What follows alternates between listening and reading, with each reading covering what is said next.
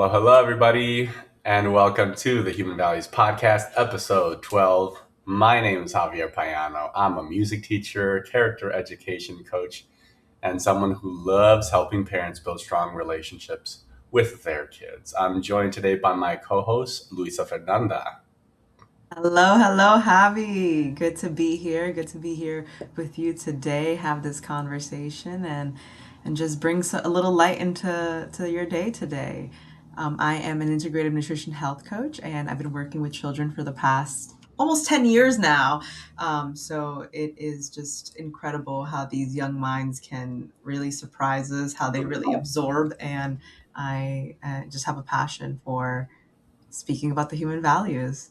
Yes, we know the benefit of it. We've done lots of practices over the years, you and I, with meditation, yoga, breath work, all of those beautiful things. And just wanting kids to have what they need to grow up healthy and safe, good mental health, all of those things. It's a beautiful thing we've dedicated ourselves to serving parents and implementing the practice of human values. And today we're talking all about hope. So I'm really excited Mm. because this is such a valuable value for us in the community. So I'm excited to dig in. So this is for parents who are doing their best. They're trying to do everything right, still wondering if it's enough.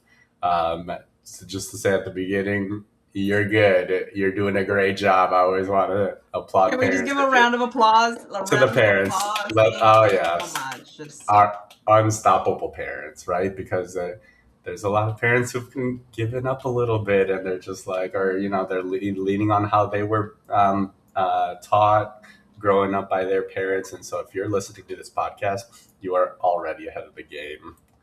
So yeah, great round of applause for you. That was very warranted and needed.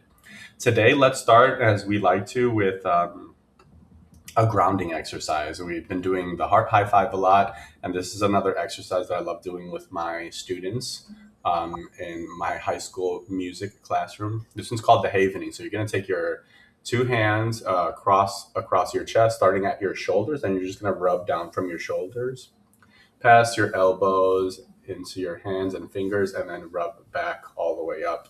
And we're doing this for 20 seconds. And the idea here is that you are simulating a hug. Now, the brain doesn't know, doesn't care if it's a real hug from someone else or a hug from yourself. It's still releasing the oxytocin in the brain, the love chemical, the bonding chemical. mm. And so we're already starting to pay attention to the effects of that in the body. Maybe our breathing is smoother, deeper. And for just a couple more seconds, doing the havening exercise. And now let's take a deep breath in. And I'll maybe stretch our arms above us to our sides. And I like to say, wiggle your fingers, wiggle your toes, stretch out your arms and legs, stretch in any way that feels good. And Mm. let's fit back into a relaxed position. Super grateful to do this exercise together. I'm already feeling more relaxed. I'm really excited to talk about hope. I love hope. I need hope. I give hope in all of the ways. Yes. So the question to sit with as we get started here is, what was the last time you actually believed, not just hoped, but believed that you were going to be okay? A lot of us are carrying more than we let on. And somewhere along the way, we start confusing hope with wishful thinking. That's what some of us may be thinking, wishful thinking. Like hope is what you have when you're waiting for someone else to fix it. So tonight we're talking about a different kind of hope, the kind that moves your feet. So there's this element of action, not just kind of sitting around wishful thinking, right? So I just want to tell a brief story about a student of mine who just graduated. So this is a high school ukulele student. It was about a year and a half ago. This student was not doing well. They had been hospitalized for mental health challenges. And then I get an email from the school counselor. Hey, Mr. Payano, we would love for this student. They need a arts credit for second semester. we would put them in ukulele class if that's okay with you. And I'm like, sure, put her in, because for me it's like it's another chance to teach human values to another child. So like, put them in my class, Um, and this is something that's not new to me in my career. There's usually this, like, they know what Mr. Payano's class is like. They know it's a very loving environment. So if they find a student who needs a lot of love, they will reach out. There is this kind of like friction for me, which is like, well, they missed a semester of ukulele, so I have to, like, do they know how to play guitar? Do they know how any instruments? So that's the very tangible piece that can be a concern. But usually I'll make time after school or do what I gotta do to get them caught up. Ukulele is one of the more accessible musical instruments out there. So, but luckily, she's like a great singer, and she's very dedicated. She does isolate herself a little bit. So, right away, she wanted to just sit in the back of the room. And there were at times where she would get up and kind of like walk around. And later on in my career, I discovered that, like, no, some students can't sit for 7 hours a day. They need to get up and walk around. So that's kind of become part of my accommodations as an educator. Is if a kid needs to move seats or move around, like, they're still listening, they're still learning, they're still participating. They just literally need to move their bodies. There's a lot of weird stuff we do in school that's not necessarily good for kids' mental health and their bodies and stuff like that. But yeah, so fast forward, she's getting the value of the week every week in my classroom. We're talking about self compassion, understanding, patience, hope. And, I see her little bit by little bit opening up, becoming more confident. She's doing really great on ukulele. When it comes time for the concert, I'm like, who wants to play drums? And she jumps up and she's like learning to play drums. And then she's in my class. That says she takes my class for a second year, which was this last year. And now we're getting closer to the concert, and I say, I need singers who can sing. I think it was Weezer, uh, and she raises her hand to sing. So she ends up being one of the four singers at the concert. She joins my after school club, Unity Club, which is like a rock band club inspired by School of Rock. And all of these amazing things. I can go on and on at her transformation and how she opened up. Well, it's the last day for seniors this year. And I give my little speech at the end. It's like, oh, it's the last day we're all together. So let me tell you how much I love you guys. And you're going to make a big impact in the world. And all you have to do that is be yourself, baby. I'm telling them that's my last message, is like, I love you so much and you're great. And you've got this. You've got this. So I do that, and I'm saying goodbye to seniors as they're walking out their last day. I look to the back of the room and I see the student. She's crying. She's crying, and she's like trying to say something, but like can't get the words out. And she goes for a hug, and I just like hug her, and she says, "Mr. Payano, you saved my life, and you didn't even know that." And so I just like hear that. I hug her tighter, and I just go, "I know now. Thank you for telling me, and I love you. Everything's going to be okay. Have such a great time at graduation." And she just says, "Thank you," and walks out the door. And that's kind of we talked about a little bit of grief at the end of the year, right? It's like, yeah, I might never see her again, and that's real. But um, those are the moments. Those are the moments that remind you that you're doing a good job. Those are the moments that give you hope. I don't know the whole story and all the details about what she was going through and what she was dealing with. Obviously, there was some suicidal ideation going on there. Um, so I don't know the details, but I know that something that I did in class gave her hope. And I know, Luisa Fernanda, you've been there. I've been there. A lot of people listening to this episode have been there, of just like, what's the point? Nothing's going well. What, like, I should just give up. People would be happier if I wasn't around, blah, blah, blah, blah, blah. This is not the first time in my career that I've had a student say that I saved their life, that I gave them the hope to keep going. And I know it won't be the last. And I know how difficult life is, especially for our preteens and our teens, comparing themselves to other people like it's the school fishbowl. It's, you've got your grades and your GPA and your valedictorian. It's like made for you to compare yourself to other people. So I can see how quickly things can turn for a child and how quickly they can lose hope. And the fact that teaching human values gave this student the hope to keep going, and they made it to the finish line. They made it to high school graduation. I mean, no teacher evaluation can capture that success, right? That's not going to be on my reach assessment as an educator. But to me, I look at that and I say, okay, I did a good job. I did a good job. So, yeah, I'm just grateful that I can tell that story. I'm grateful that I had that experience with that student, and that's something that I look back to and I remember when I'm losing hope and I'm wondering if I'm doing the right thing. You know what I mean? Oh, round of applause for you, Javi. Like, you say that story, and I'm over here like holding back tears.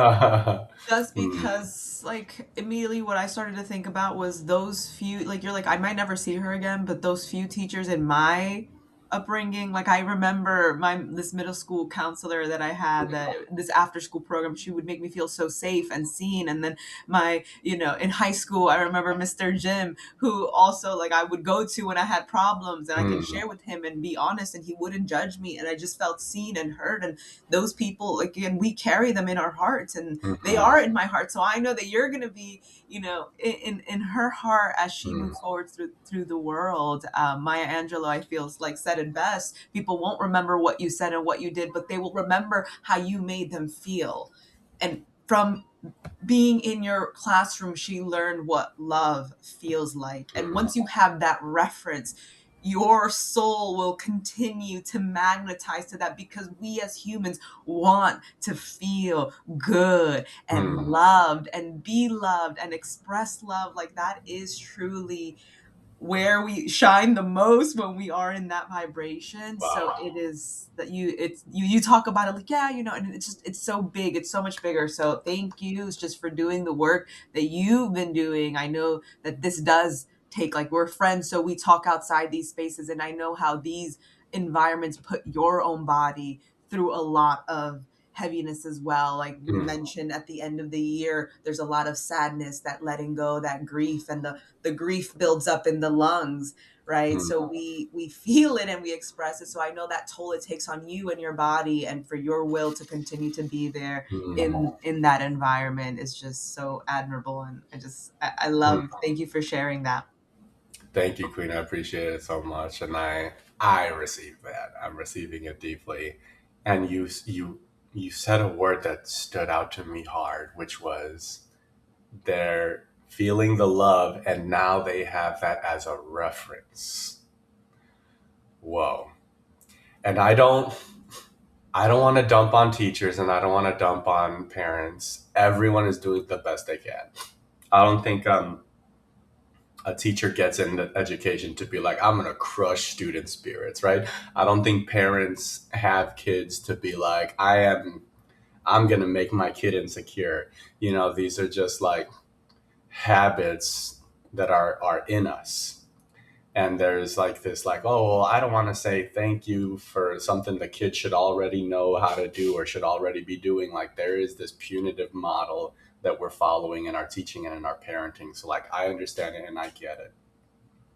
And that sometimes the child usually takes everything personal and really internalize everything as negative about myself. If the teacher's mad, if the parent is mad, usually the kid's saying something like, "Oh, I must be bad. Like I made them feel bad." That's the level of awareness they have at that moment.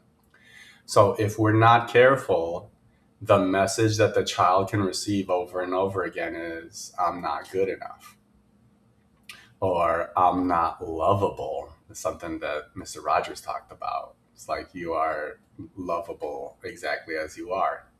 And when you use the word, they feel the love and they have that as a reference, that really stood out to me because for whatever reason in my life, I chose and learned to love hard. I encountered the human values, and for me, that fit exactly what I wanted to be. My behavior is like I want to show love, and yeah, maybe in the past that came from an insecure, unhealthy place of I want to love people because I don't want them to abandon me. I want to make sure, you know. But now that I'm healed and healthy, now I love hard because it feels good too.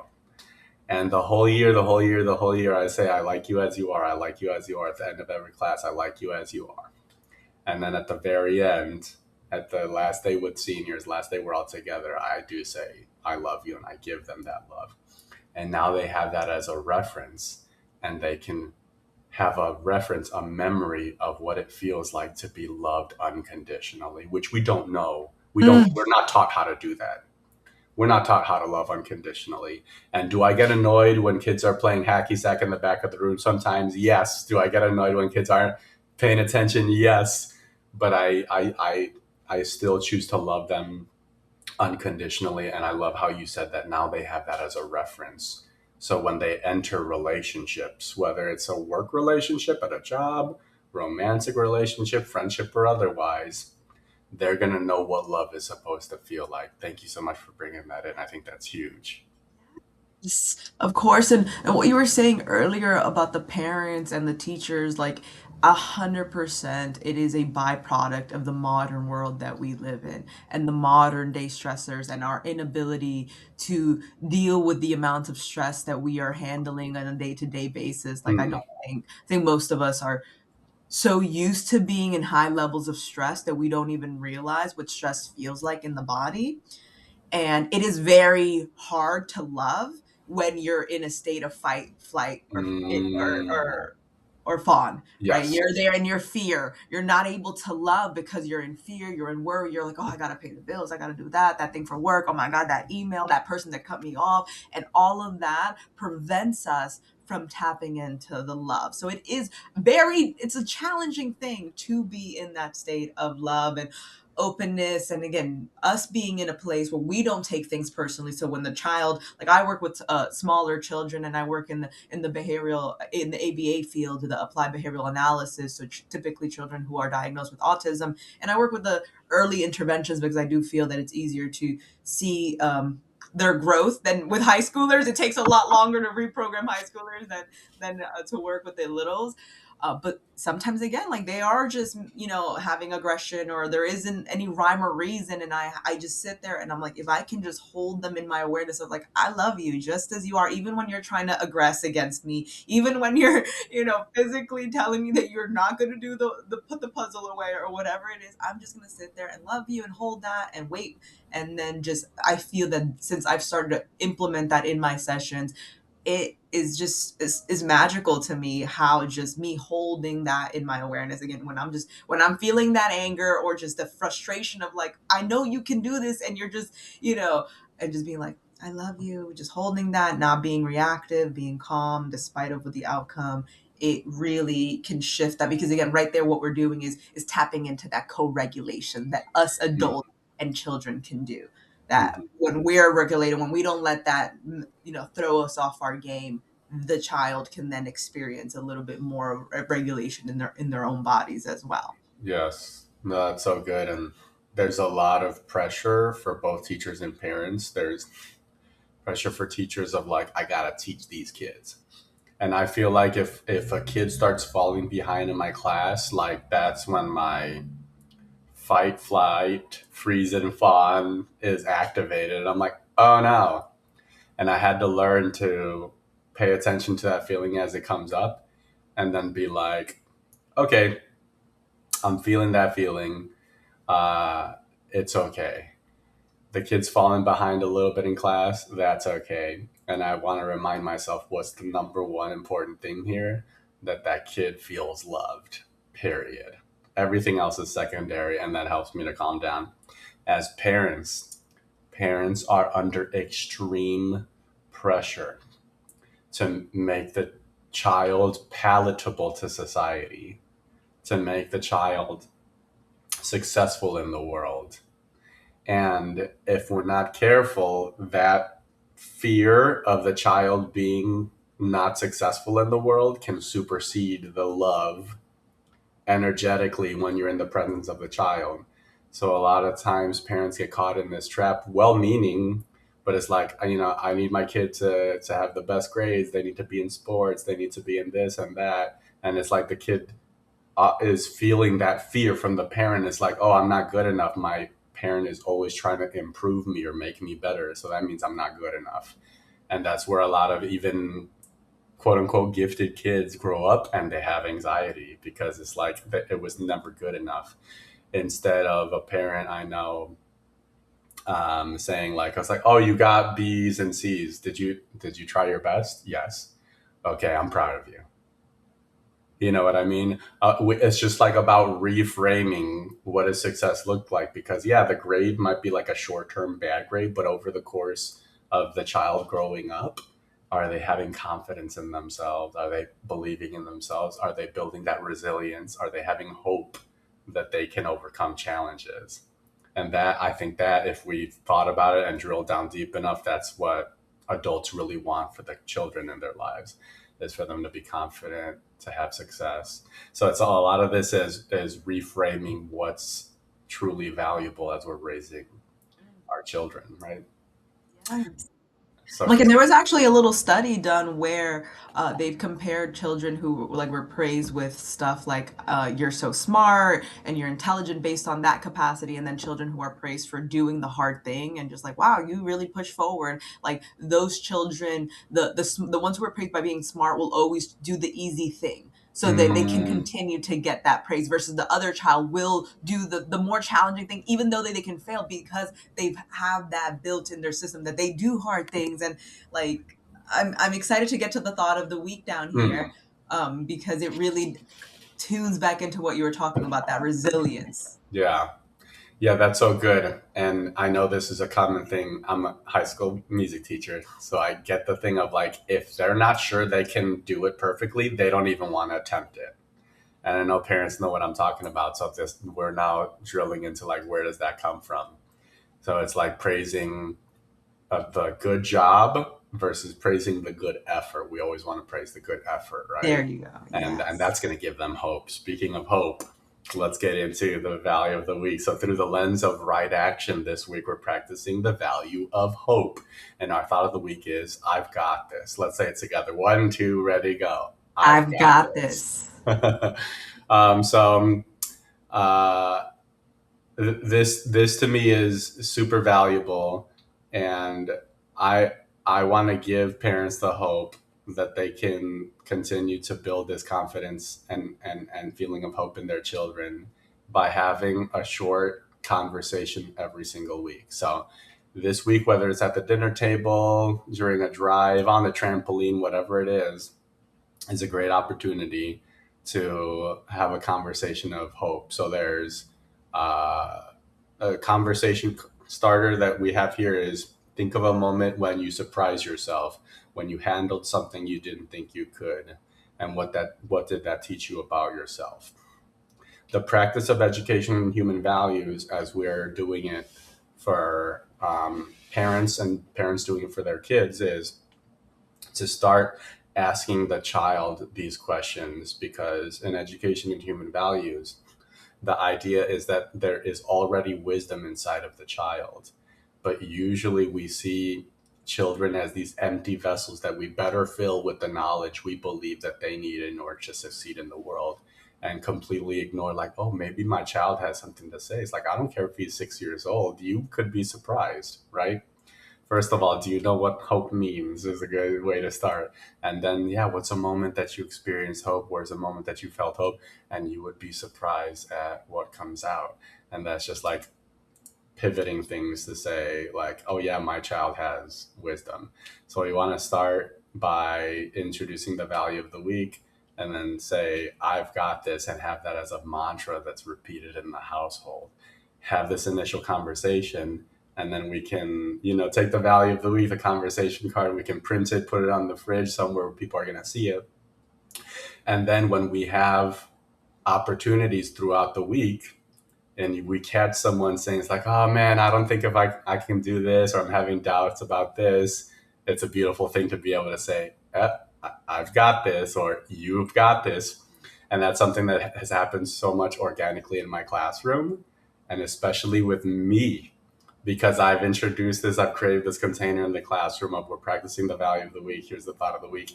So then if I go and I say, like, oh man, I don't know if I'm gonna be able to get this lesson plan done on time, then a child will be like, Mr. Payano, you've got this. And I love that. I love it because they're taking ownership over it. They become one of the teachers. It's not like I'm the teacher teaching you. It's like we're all teaching each other, and we all need reminders, and we build that muscle, we build that resilience, we build that propensity for positive mental health with our children. And I've just seen the impact it's made in my high school students and in the children of the parents that we work with in our program. So it's a beautiful, beautiful thing to see. And I just love this thought of the week. I've got this. I use it all the time. I had a friend call me yesterday, an art teacher. She was at the library. She's like, "Oh, what are you doing after this? Like, I'm just having a hard time. I don't want to do what I'm doing right now, and I want to breathe." And I was like, "Girl, I can't. I'm not available." But the thought of the week this week is I've got this. So you are right. I sent her the thought after that, and just like a proud of you, little gif, and like I know it's hard. And then she texted me, Hmm. and she's like, I did it, and I was like, Yeah. I'm proud of you for sticking through it, because there's always going to be those difficult things that are going to be challenging to us. I think it doesn't matter, again, how much meditation you do, how much physical work you do, or whatever it is, there always will be, something in your life that will challenge you. That is the duality of this life. Hmm. It's the up and the down, and being able to understand your capacity to withstand that is really what matters in this lifetime. I I'm reminded of a student where I believe there was something about choosing and choice. This was maybe 4 years ago. And I got done delivering the value of the week and the thought of the week. And afterwards, I get an email because high schoolers sometimes are more comfortable sending you an email than talking to you in person. That's okay.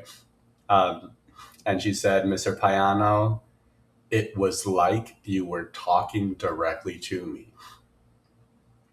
I was agonizing over the decision of which college to go to. And after hearing the thought of the week and the value of the week, I now have confidence in my choices that I'm going to make the right choice of where to go next. And that was super inspiring to me. And that to me was another example of how the value of the week and the thought of the week gave that child hope and confidence in her own decisions. And it's it's kind of this interesting thing of like, man, if the negativity isn't so prevalent, it's almost like the automatic way to live is like the negativity and the hopelessness. Luisa Fernanda, we haven't even talked about the state of the world and the state of our country and Oh, how we can use hope to help us to stay strong through that. Like that's the whole other thing, saw a right? documentary about the ocean, the state of our ocean. You don't Oh, even want to know. the water shortages. Let's not go too deep You into have to it. have hope. You have to practice hope. You don't have to, but it feels so much better when you walk Mm-hmm. through life Mm-hmm. practicing hope. You don't Mm-hmm. have to do anything that you never want to do, but I give you the invitation to practice it. Just try it out for a little bit. Try it out for a week. See how it feels to Mm-hmm. not really engage in talking about the negatives and all the bad things that are going on in the world, Mm-hmm. but only, focusing and bringing light on the good things that are happening, on the things you're Yes. grateful for. And then just check in with yourself. See how you feel, because what occurs in those moments is we release chemicals in our bodies. You will be releasing more feel good hormones than that fear that I believe the modern world wants to keep us locked in. Because when you're in Mm-hmm. fear, your body is more prone to illness and Mm-hmm. disease. But when you're in hope and faith and your body feels safe, it recovers, it recharges, it Mm-hmm. regenerates on its own, because that is what the human body is Yes. meant for. Yes. And that's what we want for our children. right? We want for our children that even when there's challenges in the world, that they know that they have what they need in order to overcome those challenges. So, um, Miriam Kaba, very famous author and activist. She had a phrase called "hope is a discipline." Mm, So just like courage isn't the absence of fear, it is taking action in the face of fear. mhm. Hope is not the absence of challenge. Hope is action in the face of challenge. So what we're and sometimes parents can fall in the trap of not being able to withstand the discomfort of their child and will want to rescue the child from the feeling of discomfort because it's so uncomfortable for them, but is a better lesson to allow the child to go through the uncomfortable emotion, but give them hope that this too shall pass. You have the capacity to deal with this powerful emotion and you are going to feel better. Here's the heart high five. Here's the havening exercise. Let's do our breath work together. With our younger kids, let me wrap you up like a burrito in the blanket, like all of these things that soothe them and help them to overcome the emotion rather what a lot of parents is like, oh, you shouldn't be feeling that. You know, we have that a lot because the parent is so uncomfortable with the child's upset feelings like, oh, what are you feeling? No, you shouldn't be feeling that. It's not that bad. It's like they're feeling it. So it's like, how do we get them like to work with the emotion? And that starts to give them hope with little things. If I can have hope, like I'm feeling bad right now, but I know I'm going to feel better, let's do these strategies to feel better. They start to develop hope as a discipline, hope as a practice. And then when they're adults and they enter the adult world and they see these real big global challenges, instead of being overwhelmed and taken out emotionally by that emotion of hopelessness, they say, wow, that's a big challenge. What can we do together to solve these problems? It's a way different standpoint energetically. Yes.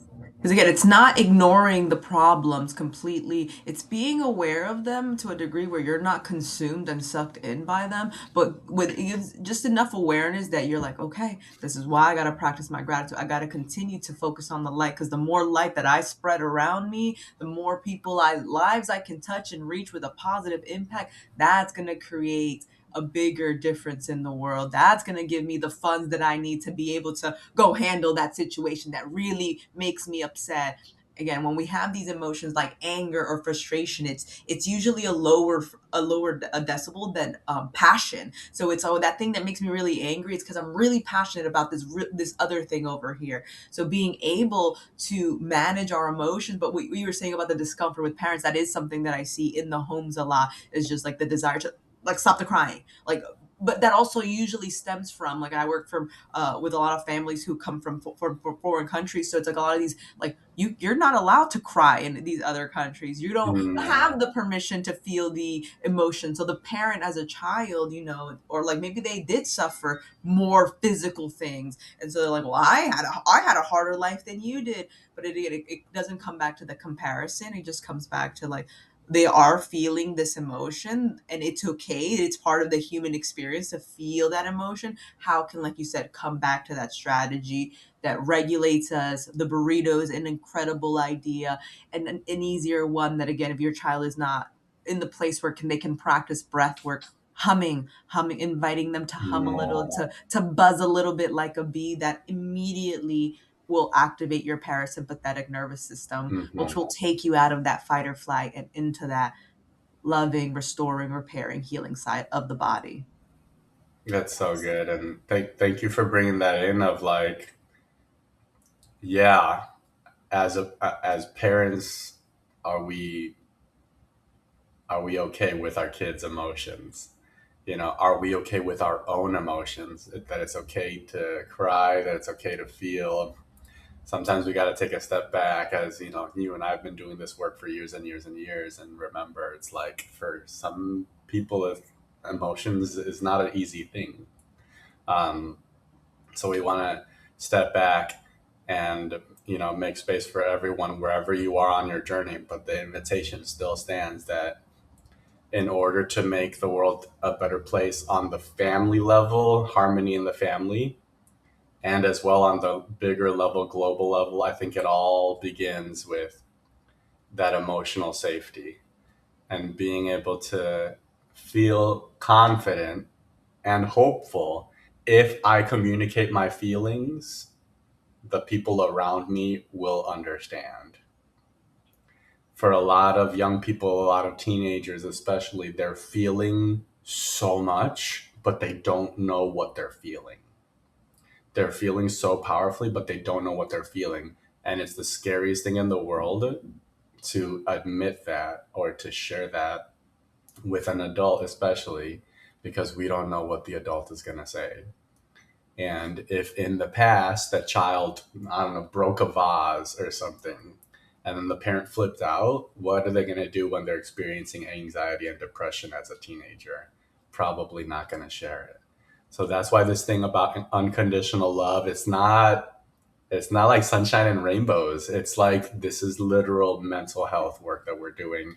And we want, working for 16 years in Chicago public schools, I see a lot of like, oh, the kids in crisis. Now let's get them mental health services. And I think that what we're interested in, you said it, let's get them while we're young because we want to do preventative mental health work.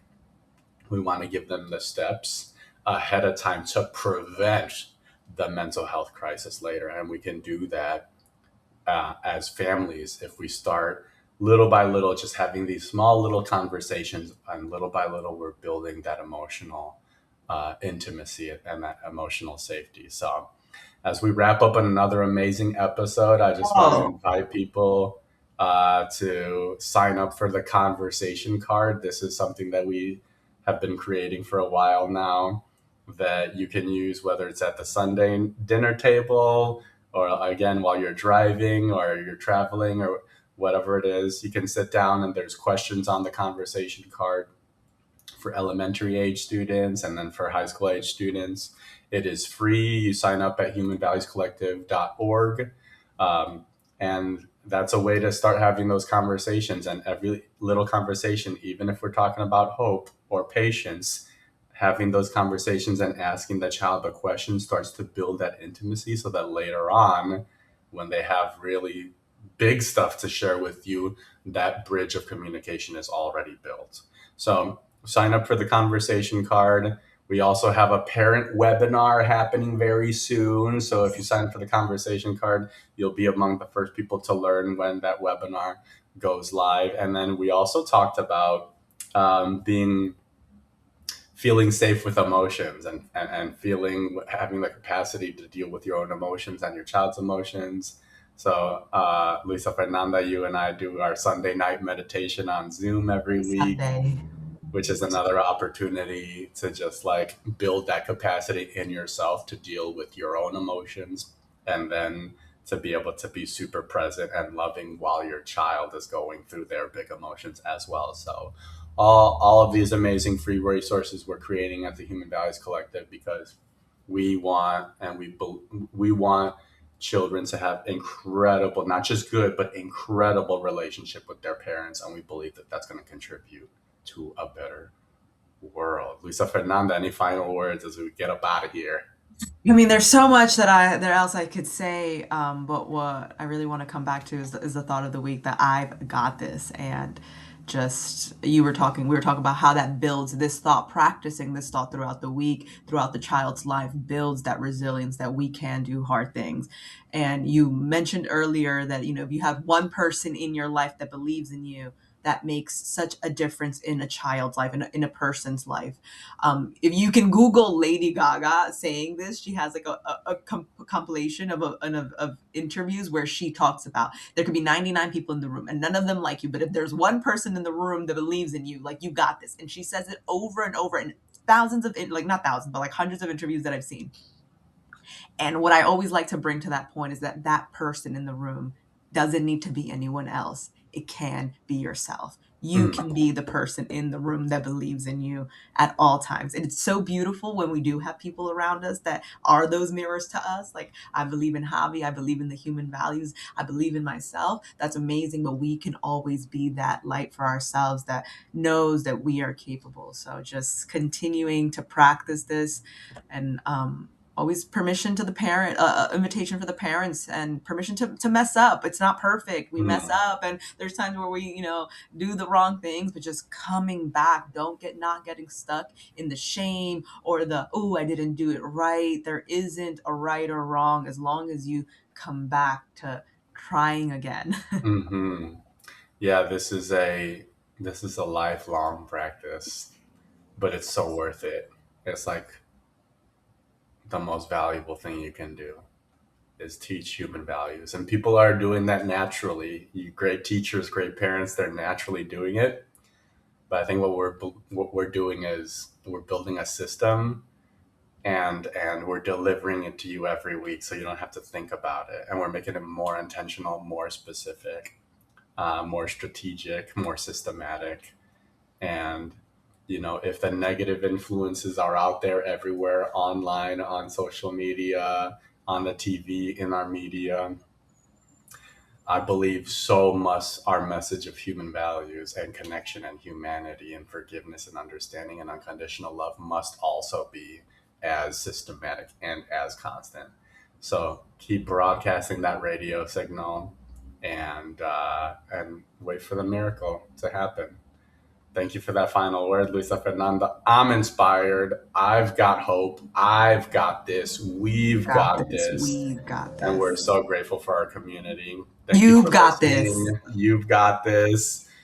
Please share this episode if it inspired you, if it gave you hope, with a teacher or a parent or someone who works with kids, so that we can get as many people teaching human values to the children as possible. And we'll end by saying, you've made today an amazing day just by you being you. There's no one like you in the whole world, and I like you just the Just the way way you you are. are. See you next time, everyone. Bye. Bye.